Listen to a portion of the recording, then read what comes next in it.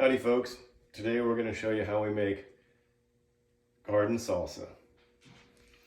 First off, you harvest your tomatoes, wash them, and then I take a melon baller, which is pretty easy to use to take this core out. It's as easy as that, core it out, and then I quarter them. And back in the roasting pan. We've got our peppers here and onions and garlic. I'll roast the garlic whole. The onions will get chopped into quarters. I put the onions underneath the tomatoes. That way they don't get tough when they're baked. And we'll bake this at 400 degrees until the peppers are charred and the skins on the tomatoes are wilted. Then we'll show you in a minute how easily they lift right off.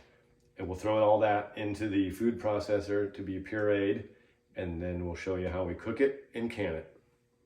Howdy again, folks. Finishing up our salsa here. We're gonna put it in the oven.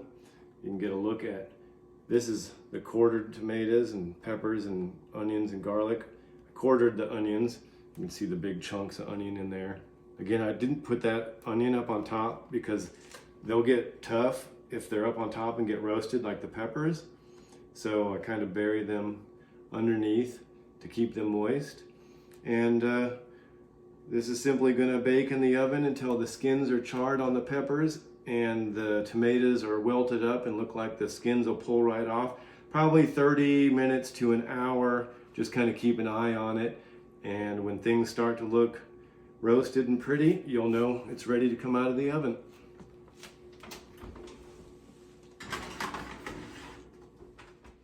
All right, folks, so we're back with our roasted vegetables. You can see what the peppers look like. They get a real nice charred skin on them. The tomatoes are all wilted down. This has been sitting for, I don't know, probably 2 hours or more now. And it's cooled down quite a bit. Now, I left the seeds in these peppers, okay? A lot of these were banana peppers, some garden salsa peppers, and there's 2 jalapenos in here. So this is not by any means going to be scorching hot. But if you like a milder salsa, you could remove these, you could split them and scrape the seeds out of them before you roasted it if you really wanted a mild salsa. But in this case, this is the way we like it. So we left them whole. Now, here's a trick that I've learned from other people about this roasted garlic with the skin and everything on. I took the end off of the garlic with the knife, and then what I do is I just take the blade and smush. All the garlic comes out.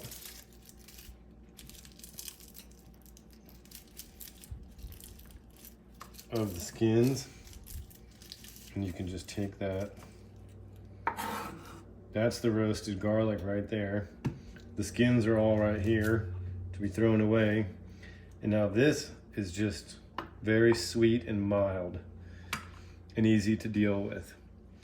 The skins on the tomatoes, you can see, they just lift right off.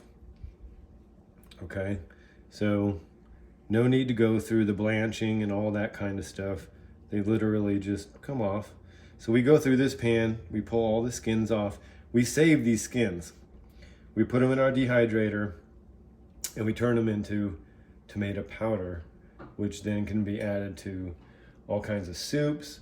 It can be made into tomato paste. The other day I added it back to a recipe. I'm not even sure what it was anymore at this point. That really just added a richness and a depth to the recipe. So I mean, you can see how easy those come off, and they're not a waste product, necessarily. So all of this, once I get all the skins pulled off of the tomatoes, I'll drain off some of this excess juice that could be used. You could keep that for vegetable stock. You could make tomato soup out of it if you wanted to throw some of these tomatoes in with it and make tomato soup.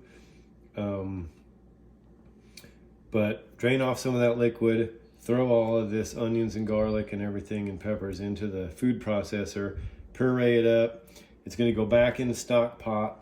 It's going to be brought to a boil, and then we will ladle that into our mason jars that are in here warming up right now. We'll show you that process here in just a minute. All right, we're back. We've got all our roasted vegetables in the stock pot. We spared you the food processor. It's pretty noisy, but we put them through the food processor. Peppers, onions, garlic, and tomatoes are all in here. Over here, we've got our leftover liquid from the roasting pan. This is excellent soup stock. So we're gonna go ahead and we're gonna freeze all of that to make soups and stuff in the crock pot later on this winter. Over here, I've got some sea salt, some lemon juice, and our cilantro prepped. I'm gonna add the cilantro here, some sea salt, and lemon juice is to cut the sweetness. These ripe tomatoes, and especially these orange ones, I think they were called a Chef's Choice Orange. They're very sweet, and so the lemon juice is supposed to cut some of that sweetness and balance the flavors. So we'll add the cilantro here, and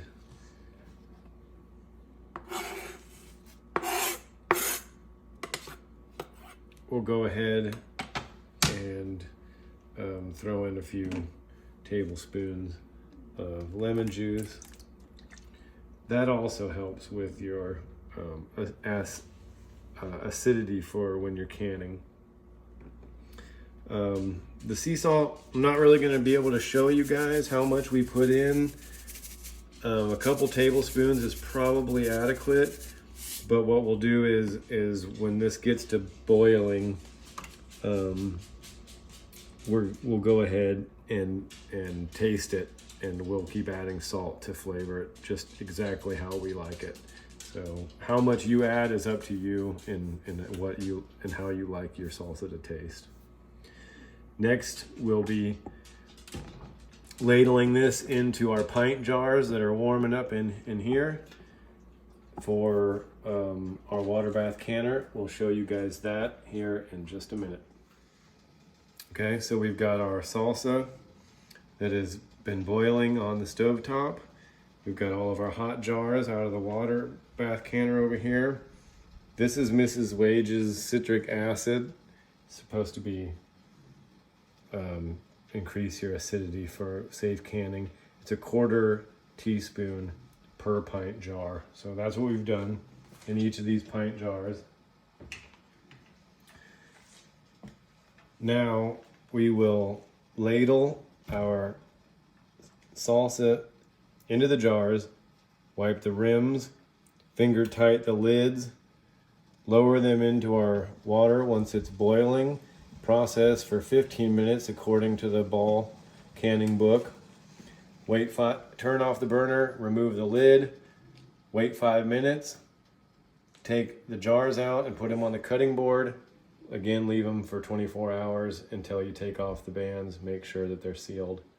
That's all there is to garden salsa, roasted garden salsa in a water bath canner.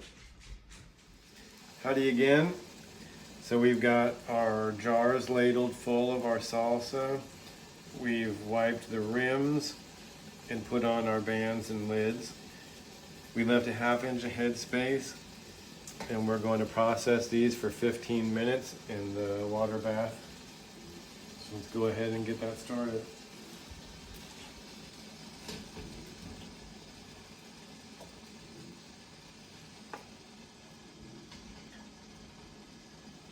Again, after the 15 minutes, we'll remove the lid, turn off the burner, and let this stuff settle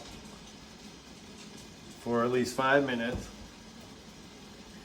And that time, it's not for food safety reasons, it's just to stop it from boiling and all that. So it's easier and safer for you to take the stuff out after it's done.